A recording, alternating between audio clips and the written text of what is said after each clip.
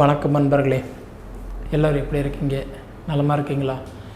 நான் பாரம்பரிய ஜோதிடர் பா. ரவிக்குமார். இப்போ நாம் பார்க்கக்கூடியது ஏப்ரல் மாதத்துக்கு உண்டான ராசி பலன்களை பற்றி தான் இந்த காணொலியில் பார்த்துட்ருக்குறேங்க.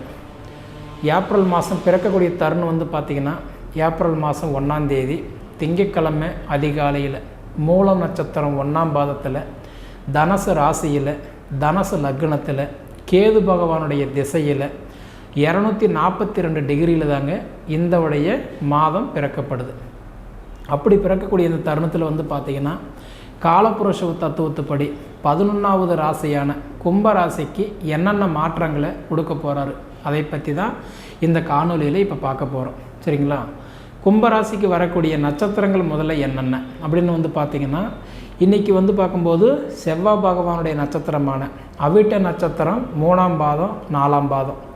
அதன் பிறகு வரக்கூடிய ராகு பகவானுடைய நட்சத்திரமான சதய நட்சத்திரம் 4 பாதங்கள்.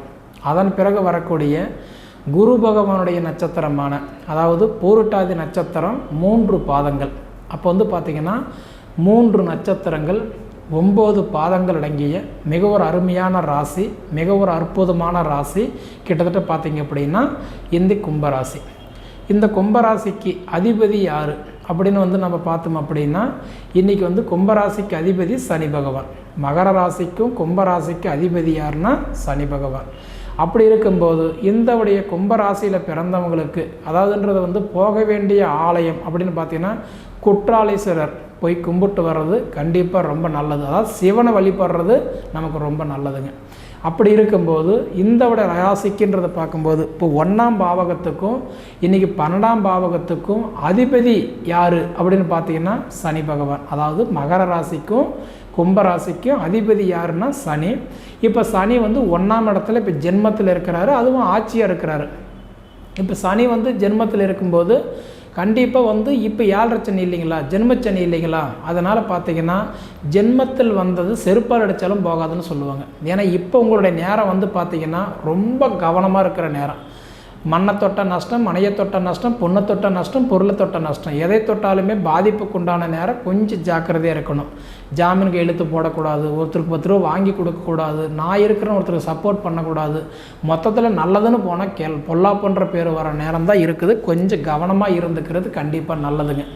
அதே மாதிரி பார்த்திங்க அப்படின்னா உங்களுக்கு 7 சனி நடக்கிறதுனால திருநள்ளாறு போயிட்டு திருப்பம் நடக்கும் அப்படின்றத ஒரு ஐதீகம். திருநள்ளாறு போயிட்டு கருப்பு துண்டு கட்டி குளித்து விட்டுட்டு வாங்க, அது உங்களுக்கு நல்லது.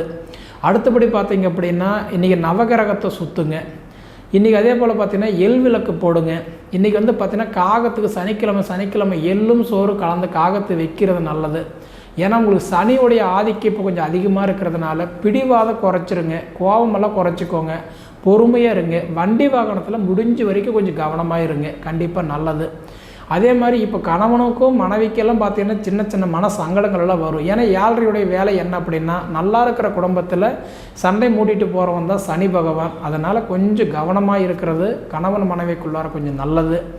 இருந்தாலும் இப்போ பார்த்திங்கன்னா உங்களுக்கு சனி இப்போ ஜென்மத்திலேயே இருக்கிறதுனால இன்றைக்கி தொழில் வகையிலையும் கொஞ்சம் கவனமாக இருக்கணும், கொடுக்கல் வாங்கலில் ரொம்ப கவனமாக இருக்கணும், வண்டி வாகனத்தில் அதை விட கவனமாக இருக்கணும். இது 3லையுமே கொஞ்சம் பொறுமையாக இருந்துட்டால் கண்டிப்பாக நல்லது நம்ம சொல்லலாம். அதே மாதிரி 2ஆம் பாவகத்துக்கும் 11ஆம் பாவகத்துக்கும் அதிபதி யாருன்னா குரு. பொறுமைன்னு பார்த்திங்கன்னா இன்றைக்கி தனுசு ராசிக்கும் மீன ராசிக்கும் அதிபதி குரு பகவான் தான். அந்த குரு பகவான் சொல்லக்கூடியவர் பார்த்திங்க அப்படின்னா இப்போ இருக்க வேண்டிய இடம் 3ஆம் இடத்துல இருக்கிறாரு. 3ஆம் இடம்னு சொல்கிறது பார்த்தீங்கன்னா சகோதர ஸ்தானம், தைரியஸ்தானத்தில் குரு இருக்கிறாரு. குரு இப்போ பார்த்திங்கன்னா இன்றைக்கி பகையாக இருக்கிறாரு. மேசத்தில் குரு பகையாக இருக்கிறாரு. அப்போ மேசத்தில் குரு நமக்கு பகையாக இருக்கும்போது ஆனால் இன்றைக்கி நம்மளால் மற்றவங்களுக்கு வழிகாட்டியாக இருப்போம், ஆனால் மற்றவங்களால் நமக்கு எந்த ஒரு பிரயோஜனம் இருக்காது. ஒரு உதாரணம் சொல்லணும்னா நம்மளால் மற்றவங்க 4 பேர் வாழ்ந்ததா சரித்திரம் இருக்குமா தவிர நம்மளால் மற்றவங்க கெட்டு போயிட்டாங்கன்ற சரித்திரம் கண்டிப்பாக சொல்கிறேன் இல்லைன்னு தான் நான் சொல்லுவேன். சரிங்களா? அதுபோல் பார்த்திங்கன்னா கும்பராசியில் பிறந்தவங்களுக்கெல்லாம் பார்த்திங்கன்னா வெளிநாடு வெளி மாநிலம் இப்போ சனி பிடிக்கும்போது நம்ம இடம் மாறிக்கிறது நல்லது. அப்போ நமக்கு வெளிநாடோ வெளி மாநிலமோ டவுனோ இது மாதிரி வெளியில் போயிட்டு வர்றது கண்டிப்பாக நல்லது. இப்போ வெளிநாடு போகணும்னு முயற்சி எடுக்கிறவங்களுக்கெல்லாம் இப்போ அருமையான ஒரு தருணம். போகணும்னு நினச்சா கண்டிப்பாக போயிட்டு வாங்க, நல்லது. ஏன்னா உங்கள் ராசிக்கு வெளிநாடு பிரயாணம் மட்டும் கிடையாது, வெளிநாடு போகக்கூடிய யோகமும் உண்டு. ரெண்டாவது வந்து பார்த்துட்டிங்கன்னா கலைத்துறையில் சாதிக்கணும்னு நினைக்கிறவங்களுக்கு இப்போ அருமையான ஒரு தருணம். ஏன்னா இன்றைக்கி செலவோட செலவு, அதாவது மாமியாருக்கு ஒரு சேலைன்னு சொல்லுவாங்க, அந்த மாதிரி பார்த்திங்கன்னா கடனோட கடன், அந்த கடனோட கடன் பட்டு கண்டிப்பாக ஒரு வெளிநாட்டுக்கு வாய்ப்போ, ஒரு வீடு வாசல் அமைச்சிக்கிறதோ, ரெண்டாவது ஒரு மண்மனையை தேடிக்கிறதோ, இந்த மாதிரி ஒரு விஷயங்கள் அதாவதுன்றது செலவாகணும். அந்த செலவு வந்து ஒரு முதலீடில் போட்டுக்கிட்டிங்க அப்படின்னா இப்போ உங்களுக்கு அருமையான ஒரு நேரம். இல்லை நான் சம்பாரித்து தான் நான் செய்வேன், கையில் வச்சுக்கிட்டு தான் செய்வேன் அப்படின்னு கேட்டிங்கன்னா, தங்கம் இருந்தால் தவிட்டு பொடியாகும், மாணிக்கம் இருந்தால் மத்தியான செலவாகும், வெள்ளி வந்தால் விரயமாகும். அப்போ மாடு கறக்க போன குடிக்கு இப்போ கரெக்டாக தான் இருக்கும். முடிஞ்ச வரைக்கும் கடன் உடனப்பட்டாவது இப்போ சுப விரயம் பண்ணுறது கண்டிப்பாக உங்களுக்கு நல்லது. சரிங்களா? அப்படி இருக்கக்கூடிய காலகட்டத்தில் வந்து பார்த்திங்க அப்படின்னா 3ஆம் பாவகத்துக்கும் 10ஆம் பாவகத்துக்கும் அதிபதினு சொல்லக்கூடிய ஒரு யாருன்னு பார்த்தீங்கன்னா செவ்வாய். அவர் இப்போ உங்களுக்கு சனியோடு இன்றைக்கி சேர்க்கையாக இருக்கிறாரு, அது பகையாக இருக்கிறாரு. அப்போ குடும்பத்துக்குள்ளார 4 சனி ஆல்ரெடி இருக்கிறதுனால அண்ணன் தம்பிகளுக்குள்ளார சண்டை சங்கடங்கள் வரத்துக்கு வாய்ப்பு இருக்குது. அதே மாதிரி குடுக்கல் வாங்கல நஷ்டப்படுறதுக்கு வாய்ப்பு இருக்குது. மொத்தத்தில் கடனாளி ஆகிறதுக்கு இப்போ கொஞ்சம் தருணம் தான். இப்போ மெயினான்றது வந்து மண் வாங்கலாமா, வீடு கட்டலாமா, சொத்து வாங்கலாமான்றதை விட முதல்ல கடனை கட்ட முடியுமா அப்படின்ற ஒரு யோசிங்க. ஏன்னா இப்போ கடன் சுமைகள் தீர்ந்தாவே உங்களுக்கு பாதி சுமைகள் தீர்ந்த மாதிரி. ஏன்னா இப்போ கடன் பிரச்சனை பார்த்தீங்கன்னா கழுத்து பிடிக்கக்கூடிய அளவுக்கு இருக்கக்கூடிய ராசி யாருதுன்னு பார்த்தீங்கன்னா கும்பராசிக்காரங்களுக்கு இப்போ அதிகமான ஒரு கவலையில் இருக்கிறீங்க. ஏன்னா எதையுமே பார்த்திங்கன்னா செய்யலான்னு ஆர்வம் இருக்கிறத தவிர செய்ய முடியல. நைட்டு யோசிக்கிறீங்க காலையில் பண்ணணுன்னு, காலையில் என்ன முடிவு இருக்கிறீங்க, நாளைக்கு பார்த்துக்கலாம் போ, அசால்ட்டு தன்னை நிறையா கொடுக்கும். மெயினாக கும்பராசிக்காரங்களுக்கு இப்போ எப்படி இருக்குன்னா ஒரு கிணத்துல போட்ட கல் மாதிரி கிடக்கிறது யாருன்னா கும்பராசிக்காரங்க தான். எதையுமே செய்ய முடியாமல், அதாவது கல்லோட அரிசி வாயில் போட்டுக்கிட்டு துப்புனா அரிசி போகுது, முழுங்குனா கல் போகுது, மெல்லனா பல்லு போகுதுன்ற கணக்கில் இப்போ உக்காந்துக்கிட்டு இருக்கிறீங்க. கும்பராசிக்காரங்களுக்கு இப்போதைக்கு என்ன தேவைன்னா பொறுமை முழுக்க முழுக்க முழுக்க தேவை. எது செய்கிற மாதிரி இருந்தாலும் உங்கள் ஜாதகத்தை பார்த்துட்டு செய்யுங்க. ஒரு வண்டி வாகனமே எடுக்கிறோம்னா கூட எடுக்கலாமா வேண்டாமா பார்த்துட்டு செய்யுங்க. சப்போஸ் ஜாதகத்தில் எடுக்கலாம்னா எடுங்க, இல்லைனா வேண்டாம். ஏன்னா ஜென்மச்சனி, ஜென்மத்தில் சனி இருக்கும்போது எந்த காரியம் செஞ்சாலும் யோசித்து செய்கிறது கண்டிப்பாக நல்லது. அதே சமயத்தில் வந்து பார்த்திங்க அப்படின்னா உங்களுடைய ராசிக்குன்றது வந்து பார்க்கும்போது 4ஆம் பாவகத்துக்கும் 9ஆம் பாவகத்துக்கும் அதிபதினு சொல்லக்கூடிய ஒரு சுக்கிர பகவான். அதாவது வந்து பார்த்திங்கன்னா இன்றைக்கி ரிஷப ராசிக்கும் துலா ராசிக்கும் அதிபதி சுக்கிர பகவான். அந்த சுக்கிர பகவான் இப்போ இருக்கக்கூடியது 2ஆம் இடத்துல உச்சமாகி உக்காந்துருக்கிறாரு. அப்போ உச்சமானது ஆகும்போது ஒரு கிரகம் உச்சம் ஆகும்போது, அதாவது ஒச்சன் தொடவும் கூடாது, ஒச்சன் பார்க்கவும் கூடாது. அப்போ ஒச்சன் பார்த்தால் பிச்சை எடுத்தாலும் தீராத தரித்திரம்ட்டான். அப்போ 100% என்னன்னா இப்போ சுக்கிரன் உச்சமாக இருக்கிறதுனால கணவன் மனைவிக்குள்ளார போராட்டம் வரும், சண்டை வரும், பிரிவினை வரும், தேவையில்லாத கடன் பிரச்சனை சுமைகள் அதிகமாகும். ஆடம்பர பொருட்கள் எடுக்கலாமன்னு எடுத்தீங்க அப்படின்னா அவஸ்தைப்படக்கூடிய நேரம். ஏன்னா 7.5 நம்ம கொண்டு போய் எதிரோ ஒன்று தள்ளிட்டு போயிடுவார், எதிரோ ஒன்று மாட்டி விட்டுருவார். அப்போ நம்ம அவசப்படுவோம், நாளைக்கு நம்ம பொறுமையாக இருந்திருக்கலாமோ, இல்லை கொஞ்சம் பின்னாடி எடுத்துருக்கலாமோ, அது மாதிரி யோசனை எல்லாம் கண்டிப்பாக தோணும். எது செய்கிற மாதிரி இருந்தாலும் நம்ம முன்னே சொன்ன மாதிரி ஜாதகத்தை பார்த்துட்டு பண்ணுறது கண்டிப்பாக கும்பராசிக்காரங்களுக்கு நல்லது. அதே மாதிரி பார்த்திங்க அப்படின்னா உங்களுக்கு 5ஆம் பாவகத்துக்கும் 8ஆம் பாவகத்துக்கும் அதிபதி யார் அப்படின்னு பார்த்திங்கன்னா புதன் வந்து பார்த்திங்கன்னா மேசத்தில் குருவோட சேர்க்கையில் இருக்கிறாரு, நட்பில் தான் இருக்கிறாரு. ஆனால் தைரியஸ்தானம், அதாவது வந்து இப்போ பார்த்துட்டிங்கன்னா சகோதரஸ்தானம் தைரியஸ்தானத்தில் இருக்கிறாரு. முடிஞ்ச வரைக்கும் பார்த்திங்கன்னா உங்களுடைய கனவு நனவாகக்கூடிய நேரம். ஏன்னா புதன் பகவான் வந்து இப்போ வந்து மேசத்தில் குருவோடு இருக்கும்போது உங்களோட கனவு நனவாகக்கூடிய நேரம்.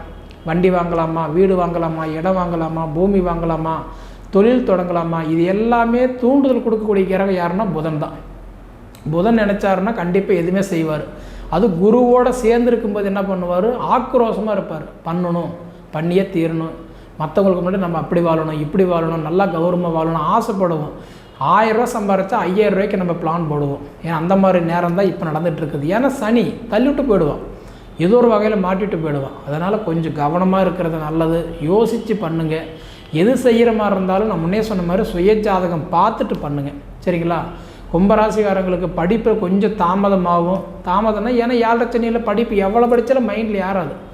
விடிய படிச்சுட்டு விடிச்சிருந்தா படிச்சு கேட்டால் ஒன்றும் தெரியல. படித்த படிப்புக்கு மார்க் இல்லை, படித்த படிப்புக்கு உண்டான பர்சன்டேஜ் இல்லை. மொத்தத்தில் பார்த்திங்கன்னா என்ன தான் படிச்சிருந்தாலும் மைண்டில் ஒரு யோசனை இல்லாமல் நிலமை தான். அதனால் எப்படி பார்த்தாலும் பொறுமையாக செயல்படுறது இப்போ உங்களுக்கு நல்லது. சரிங்களா? அதே மாதிரி 2ல் ராகு இருக்கிறது, குடும்பஸ்தானத்தில் இருக்கிறது கண்டிப்பாக ஒரு தனி சிறப்பு.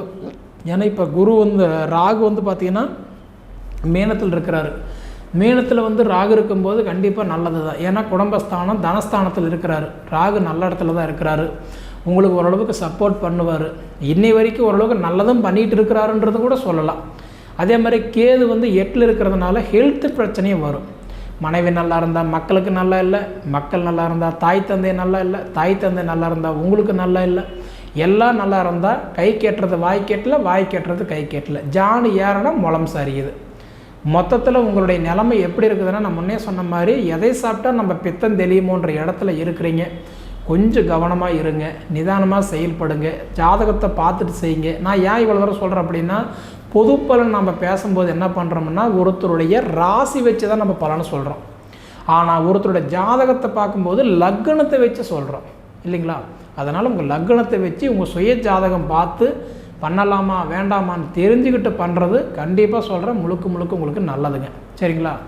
சரி நேயர்களே, இதுக்கு முன்னாடி நம்ம ஃபீனிக்ஸ் ஆன்மீக சேனலை சப்ஸ்கிரைப் பண்ணாதவங்க சப்ஸ்கிரைப் பண்ணிக்கோங்க.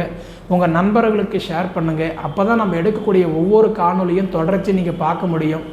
இதை தவிர உங்களுடைய பொன்னான நேரத்தை ஒதுக்கி இவ்வளோ நேரம் என்னுடைய காணொலியை நீங்கள் முழுமையாக பார்த்ததுக்கு மனசிலிருந்து கேட்டுக்கிறேனுங்க.